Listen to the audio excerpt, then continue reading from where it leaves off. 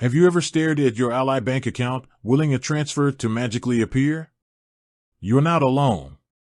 Ally, known for its competitive rates and online banking convenience, can sometimes leave you wondering, why do Ally transfers take so long? This isn't an attack on Ally, by any means. They have a lot to offer. But when you're counting on that money to hit your account by a certain date, a slow transfer can be a major source of stress. So, let's dive into the reasons behind those seemingly endless transfer times. Behind the scenes of an Ally transfer. First, a quick refresher on how bank transfers work in general. When you initiate a transfer, it doesn't mean the money instantly beams from one account to another. There's a behind-the-scenes journey involving several parties. Here's a simplified breakdown. Initiation: you hit that transfer button on the Ally app. The request goes to Ally systems. Verification: Ally verifies your account details and ensures you have sufficient funds. The Federal Reserve: Ally sends the transfer request to the Federal Reserve, the central bank of the U.S. It acts like a giant clearinghouse for bank transfers. Receiving bank: the Federal Reserve routes the request to the receiving bank. Funds availability: the receiving bank verifies the transfer and makes the funds available in the recipient's account. Why the wait?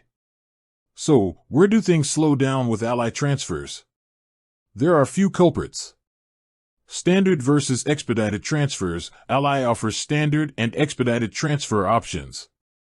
Standard transfers are free but take longer, typically 3 to 5 business days. Expedited transfers are much faster, sometimes completed within the same day, but they come with a fee.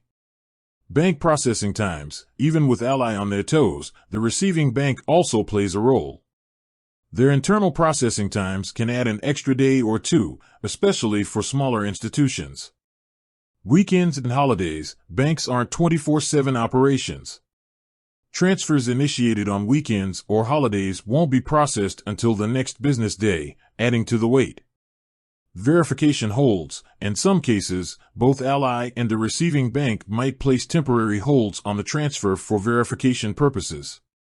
This can happen for larger transfers or if there's any suspicion of fraudulent activity.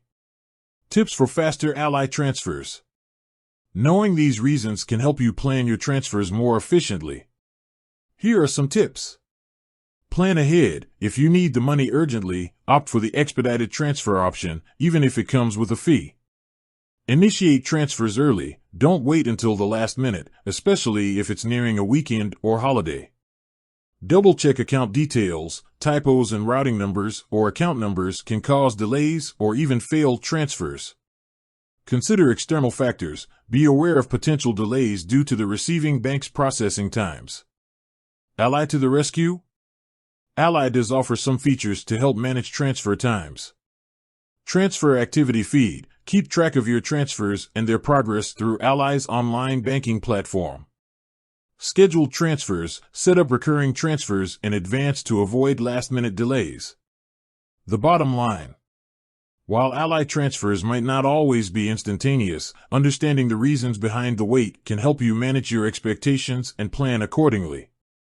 By utilizing the tips mentioned and Ally's transfer management features, you can ensure your money arrives when you need it most. With that said, thanks for watching, and until next time.